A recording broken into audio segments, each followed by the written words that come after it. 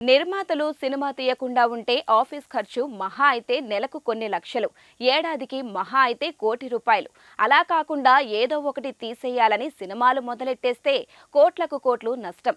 కొందరు హీరోలు ఉన్నారు, ఏళ్ల తరబడి డిజాస్టర్లు ఇస్తూ వస్తున్నారు. అలా అని ఫ్రీగా చేయరు, పార్ట్నర్షిప్ మీద చేయరు.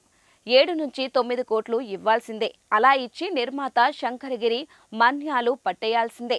చాలా మంది మిడ్ రేంజ్ హీరోలకు కనీసము ఓపెనింగ్లు కూడా ఉండటం లేదు. థియేటర్ అమ్మకాలు జరగటం లేదు.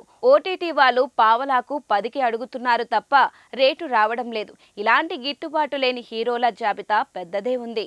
ఎవరో ఒక బకరా దొరికేస్తున్నారు, సినిమా తీసేస్తున్నారు, నష్టాలు పాలవుతున్నారు.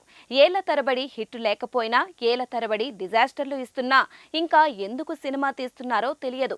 ఎందుకు కోరి కష్టాలు కొని తెచ్చుకుంటున్నారో తెలియదు. జనం ఈ లిస్టు హీరోలందరినీ ఎప్పుడో పక్కన పెట్టేశారు అని గమనించుకుంటే ఎలా? సర్వానంద్, గోపీచంద్ హిట్టు కొట్టి ఎన్నాళ్లయ్యింది? సుధీర్ బాబు హిట్ చూసి ఎంతకాలమైంది? ఇంకా చాలా మంది ఉన్నారు.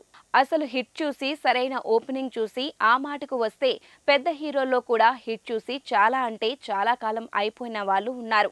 రవితేజకు ధమాకా ముందు హిట్ లేదు, ధమాకా తర్వాత హిట్ లేదు.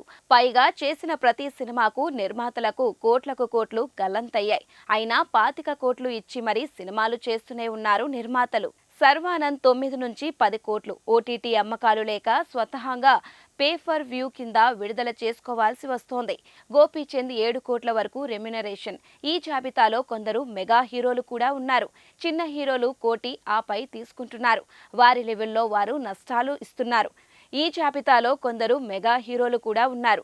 చిన్న హీరోలు కోటి ఆ పైకి తీసుకుంటున్నారు. వారి లెవెల్లో వారు నష్టాలు ఇస్తున్నారు నిర్మాతలకు. కోట్లకు కోట్లు తీసుకుంటున్న వారు వారి లెవెల్లో నష్టాలు ఇస్తున్నారు. అయినా సినిమాలు తీస్తూనే ఉన్నారు, తీస్తూనే ఉంటారు. అదే మ్యాజిక్.